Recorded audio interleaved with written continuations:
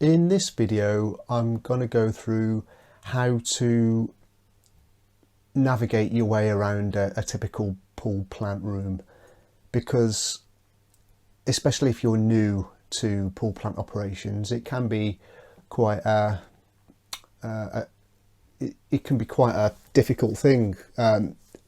Everything's unfamiliar, and it can be quite tricky to actually identify what all of these different components are. It can be quite a daunting and sort of overwhelming place, the plant room, if you don't know what all these components are. So hopefully you'll find this video helpful. What I'm going to go through is how I identify components in a new plant room, because when we do courses, when Stockwell Safety deliver pool plant courses, we go to the client site to deliver face-to-face courses. We don't run open courses and get people to come to an open course. The problem that, if you've ever been on one of those types of courses before, what you might find is that when you go into the plant room during that open course, it won't be your plant room. And although plant rooms, they do all tend to work in vaguely the same way, the plant room that you end up visiting on an open pool plant operator course, it might actually not help you that much in terms of identifying the components in your own plant room. So what you need to do, especially with this type of course, with an online course, is spend some time in your own plant room and getting familiar with the way that your plant room works. But it can be tricky the first time you go in there to start that process off. So what we do in our face-to-face courses, when we're doing in-house courses at a client site, I've got a group of candidates from that site, and some of them may have gone in the plant room before. Many of them won't have. When I take them down into their plant room, it's the first time I've been in there as well, usually. Sometimes we get the opportunity to have a bit of a look around before the course starts, but to be honest, that's pretty rare. Usually the first time that we go into the pool plant room itself during the course, that's the first time I've seen it. So as the tutor, I need to develop an understanding of what they've got in their plant room very, very quickly. So I'm going to go through how I do it in the hopes that it helps you to navigate your own plant room. What I've found is the best way of doing this is to basically identify the point at which water is coming into your plant room. We'll call that point A, and then basically follow all this pipe work along through all the components, the whole journey really that water is taking from the moment it comes into the plant room, or from the point at which it comes into the plant room, point A, through everything until you get to the point where the pipe work is going back, returning back to the pool. We'll call that point B. So you want to take this journey, if you like, follow this journey that the water's taking through all of the pool plant system. So from point A to point B. But in identifying point A, it's often easier to identify the filters first and then work back from there, because you might not even realize or be aware of the direction that water's moving through the system initially. So you've got to kind of orientate yourself and then work from that point onwards. So what I do is I go into the plant room and I identify the filters first, because that's usually the easiest thing to identify, is the filtration system, because it's the biggest component usually in the plant room. There may be one filter, there might be multiple filters, but they all tend to look the same. Some are smaller, some are larger, but you can usually identify them fairly easily. They're closed vessels with sand in them. You won't be able, usually you can't see the sand, but you can basically identify the filter from the or the filters from the closed vessel itself.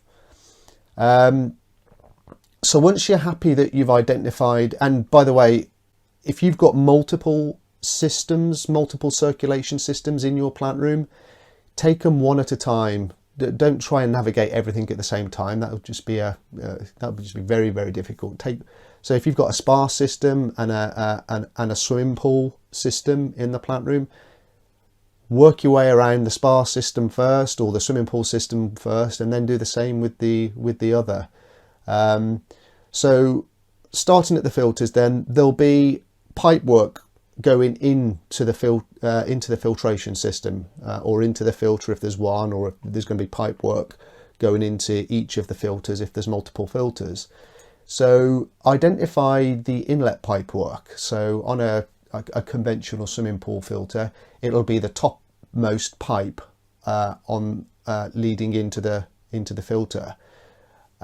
If you've got a spa system, that's likely to have a filter with a multi-port valve rather than individual valves. But again, the inlet into the multi-port valve. So identify where that is and then start moving backwards. Because what we're trying to find is we're trying to get to that point where the water is coming into the plant room from the pool. So start moving backwards from the filter and follow the pipe work all the way back, and then eventually you'll come upon the circulation pumps, or the filtration pumps they're sometimes called. These are the things that are making all the racket in the plant room,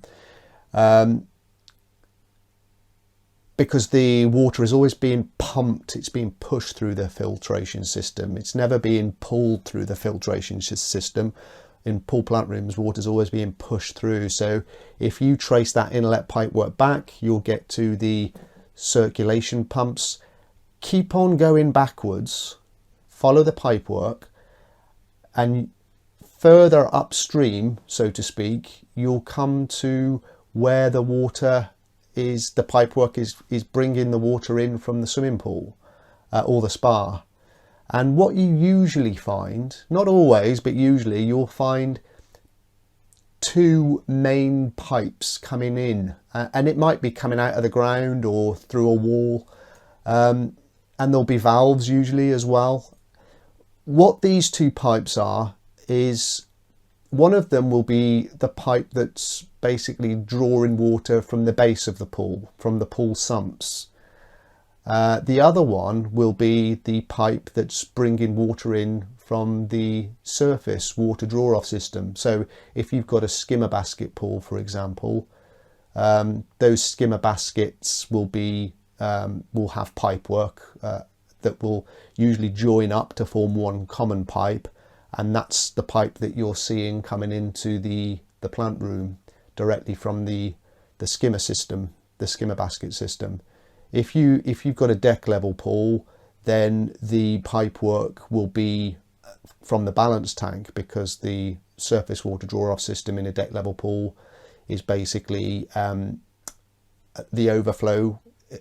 The displaced water is flowing over into a perimeter drainage channel that then goes into that drains into a balance tank, and there'll be water being drawn off from the balance tank. And so one pipe will be balance tank, one pipe will be the base of the pool. So usually there's two pipes. If there's only one pipe, it's possible that the pipe work has joined up and become one common pipe prior to actually coming in to the plant room. You might see a smaller bore pipe as well, with a closed valve, which will be, if you've got a vacuum, a vacuum inlet that you attach like a flexible hose. There's usually a cover in the pool, like a cap that you can unscrew, and then you can put the flexible hose in there, screw that in, and then you can attach a vacuum attachment on a telescopic pole and vac the pool. So that there'll be pipe work associated with that's coming into the plant room as well, to get the suction from the circulation pumps. So work backwards from the filters to the circulation pumps, and then work backwards again from the circulation pumps to, this point A, like where the water's coming into the plant room. And then that's your starting point for getting to grips with the whole system. So moving from point A all the way through to point B, identifying all of the components as you go. So once you're happy that you know where water's coming into the pool, coming into the plant room, sorry, you can then take a journey on with the water through all of the plant room system. So what you'll probably find is that if you've got two pipes coming in, one from the surface water draw off system, one from the base outlets of the pool, then they'll join up into one common pipe. You can find you'll see it when you're looking at it. You'll see the pipe work coming in, and you'll see that it joins up. By this stage, you know what direction the water's travelling in, so you can just follow it along. Keep going until you come to the circulation pumps, and then prior to each circulation pump, you'll see that each pump has got a strainer basket upstream of it. So there's the pre-pump strainer baskets, then it's the circulation pumps, and carry on following the pipe work along, and you'll come to the inlets to the filters, because the filters is the next component after the circulation pumps. But along the way, on the pipe work between the circulation pumps and the filtration system, you'll probably see chemical feed lines or sample feed lines coming into or being taken from the main pipe work. So the first one you're likely to see is, and you might see that there's a small valve in the open position as well, but the first thing you're likely to see coming off the main circulation pipe work between the circulation pumps and the filters, pretty soon after the water's gone through the circulation pumps, is the sample water that is taken to the automatic monitoring equipment. Follow that along. So when you've identified it, follow it, trace it back and see where it's going. And then what you can do with that is if you do follow that sample line, and you do indeed find that it's leading to the automatic monitoring equipment, follow that through as well to the point where what you'll probably find is it either reconnects to the main circulation pipe work on the suction side of the circulation pumps. That's to say, that bit of pipe work between point A, the origin point, and the circulation pumps, all that pipe work is actually under suction, so it's under negative pressure rather than positive pressure. And so what usually happens is the sample line is taken from downstream of the circulation pumps, the delivery side it's often called. So that's under pressure, and then it's taken all the way through to the automatic monitoring equipment, goes through the monitoring equipment, and then reconnects back to the suction side of the pipe work. So it's basically on a continuous loop from the just after the circulation pumps right through the automatic dosing equipment and back into the suction side. So it gets reconnected prior to the circulation pumps, and that gives it so it's kind of borrowing pressure from the main circulation line. So there's a constant flow of water going through that sample line. So that's probably the first thing you'll encounter. You might see also on this run of pipe work between the circulation pumps and the filters that there's a chemical injection point, or there might actually be two chemical injection points on this run of pipe work. One of them, if you've got a coagulant dosing system, which ideally you should have, but many pool plant rooms actually, pool plant systems don't have coagulant dosing, but follow that chemical feed line back and see where it comes from. what you might find is that you, if you follow it all the way back, you'll come to a tub of polyaluminium chloride, for example, which will be the coagulant. Another chemical that's often injected in this part of the system is the disinfectant. A lot of plant rooms have disinfectant being dosed prior to the filters. But again, the way to determine this is if you do find another a chemical being injected, is follow that pipe work back. Might take a little bit of doing, because you might sort of the pipe work might be obscured at certain places and go behind things or whatever, but see what's at the other end of it. So do you encounter a tub of polyaluminium chloride, in which case, well done, you've identified where polyaluminium chloride coagulant is dosed into your system? Or does it go back to a tank of calcium hypochlorite or sodium hypochlorite, in which case you've identified where the disinfectant is dosed into the system? Or does it go back to your automatic monitoring equipment, in which case you've successfully identified the sample point? And this sort of thing gets easier over time.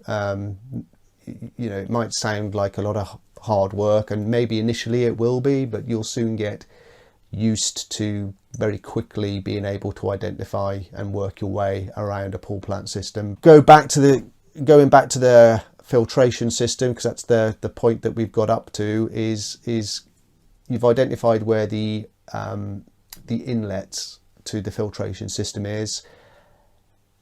So obviously the water's being pushed in to the top of the filters and is being pushed down through the filtration media. It's coming out of the bottom of the filtration system.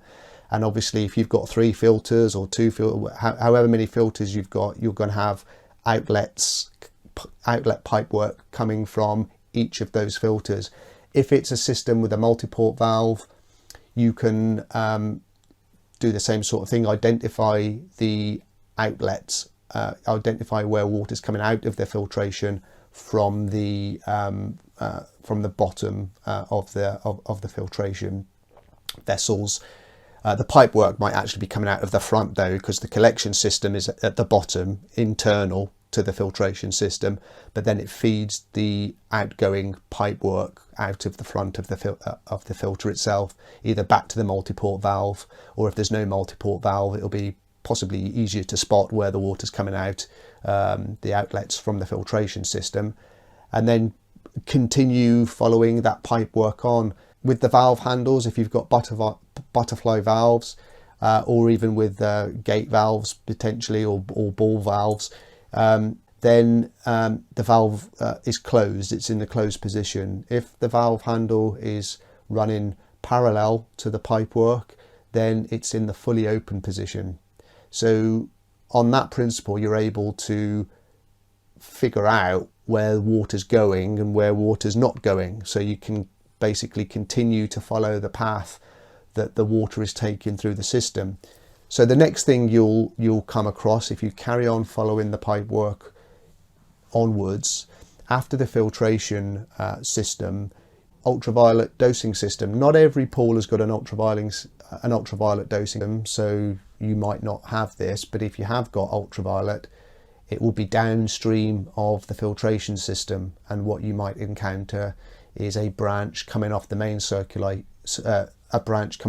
circulation pipe work being directed through the UV system itself, and then reconnecting back up with the main circulation pipe work. Carry on, and then what you'll encounter is the heating system, and again, what it might look like is a branch coming off, smaller bore pipe work coming off the main larger bore pipe work of the main circulation system.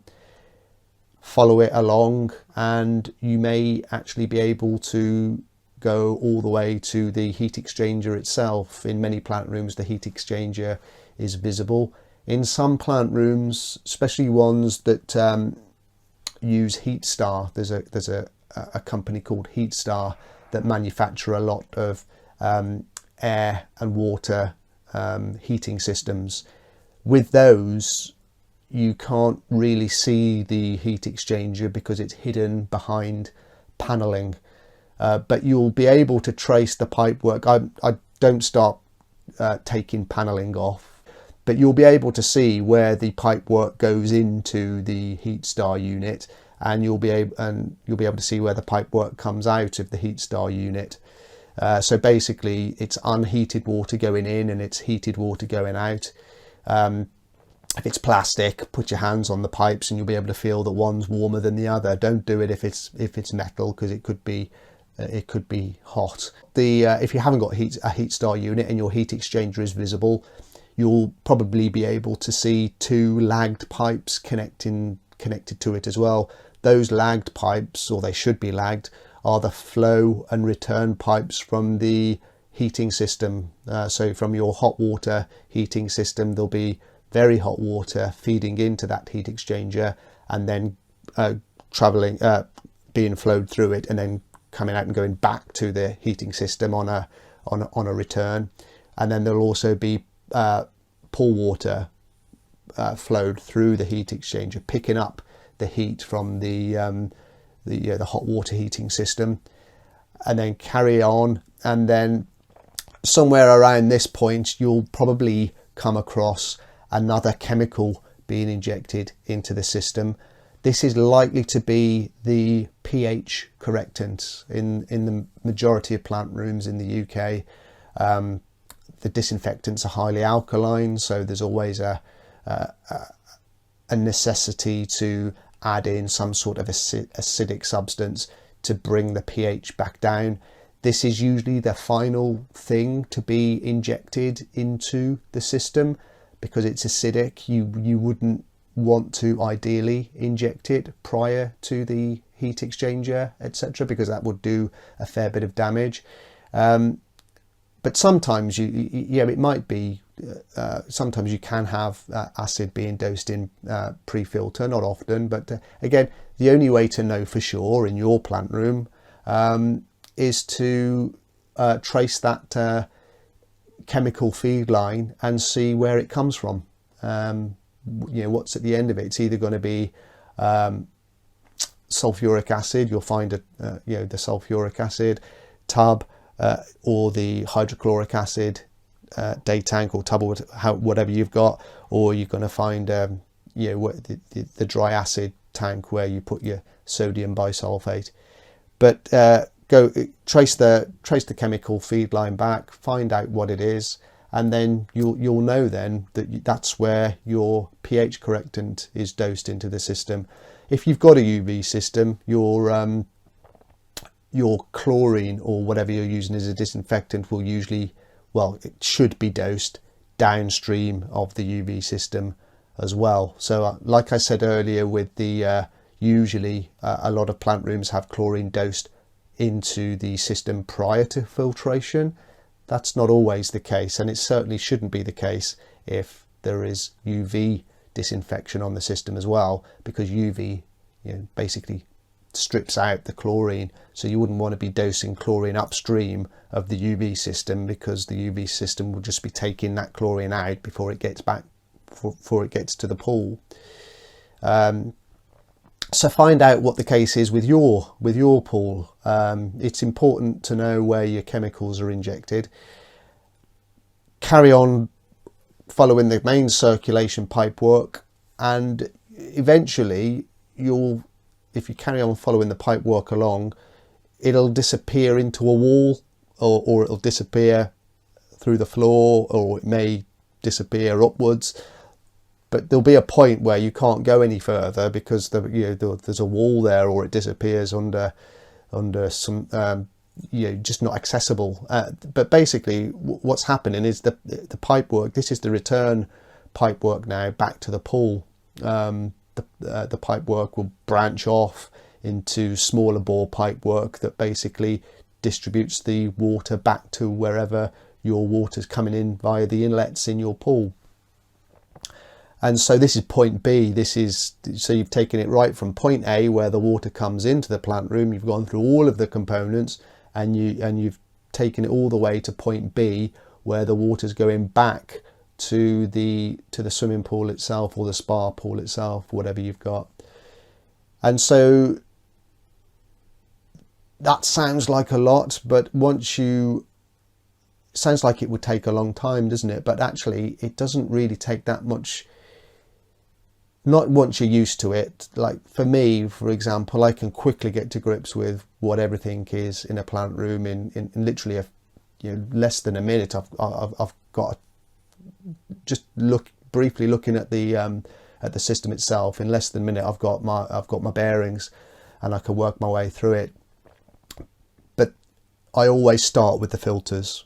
That's what helps me get my bearings, is finding out where the filters are, and then finding out where the pumps are. And as soon as I know where those two components are, I know straight away what direction the water's going.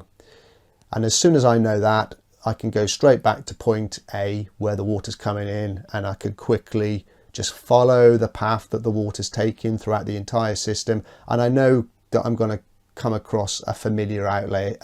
Basically, it's always tends to be pumps, then filtration, then heating. So those three things are usually in the same, or they should be. I mean, there's circulation, so there's pumping, there's filtration, there's heating. And that tends to be the same in all plant rooms. You always have pumping, filtering and heating. And then you may or may not have ultraviolet disinfection. But if you do have ultraviolet disinfection, it will always be after the filtration system and before the heating. Other than that, the only other thing is the chemicals. You may have polyaluminium chloride being dosed, and that's always pre-filter. You'll have a disinfectant being dosed. So if it's a UV, if you've got UV on your system, the disinfectant will be dosed post UV, so downstream of the UV system. If you haven't got UV, it could be being dosed pre-filtration or post-filtration. And then there's going to be pH correction, which always tends to be dosed after the heating system. And then there'll be, if you've got automatic dosing, there'll be a sample point coming from the circulation pipework just after the circulation pumps, going through the automatic dosing system, and then reconnecting with the circulation pipework on the suction side of the circulation pumps, which is to say upstream of the circulation pumps. So I hope that was clear. I'm not sure whether that was useful or not, but if you're struggling with it, I advise you just spend some time in the plant room, especially if you're new to pool plant operations. Just spend some time down there, just tracing all this pipework, tracing all these chemical lines, and just satisfying yourself that you know where these major, well, what you should know is where all the main components are. So it's useful to know where your pipework is from the base of the pool, your pipework from the surface water draw off system. If you've got a vacuum line, it's important to know where that is. So those three things: where your pumps are, where your filters are, where your ultraviolet dosing system, ultraviolet disinfection system is, if you've got one, where your heating system is. And also it's important to know where your chemicals, not only where they're stored or where the day tanks are, but actually where they're being dosed into the system. It's very important to know these things, and where the sample point is from your main circulation system, and where the reconnection point is. If you find that, I don't think I mentioned this, but if you find that your sample line from the automatic dosing system actually is not being reconnected back to the circulation system, you might find that it just comes to an open, it's just going out via a drainage system. So you'll have the sample line coming from just after the circulation pumps, go into the automatic dosing system, and then when you follow it along, then when it's been through the automatic monitoring equipment, it just goes out to a drain.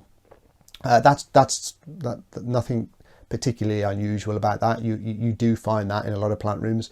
That actually helps a little bit with dilution. You know, every little helps, I suppose. So that water, you might think, oh, that's a bit wasteful, but not really, because it's usually the case that pools don't do enough dilution rather than doing too much. So it's not really much water going out of there, so it's nothing to worry about. But what I would say is, yeah, spend some time in your plant room, get familiar with it. Obviously be safe while you're down there. Let somebody know that you are down there and you're just trying to familiarize yourself with everything. Ask experienced people on site, if there are any, to help you out with components that you can't identify. If you if it's making sense and you're able to identify all these components, and that's great. If you are struggling though, if there's some components where you just don't know what they are, or even if you're still finding it daunting and you don't know where to start, just give us a call, or maybe take some pictures of components. If there's only one or two components, you know, you might be fine with everything, but there's just one or two components you're not sure what it is, just take a picture and send it to us and we'll help you out with that. But there, I hope you found that relatively useful. Good luck with it. Enjoy it.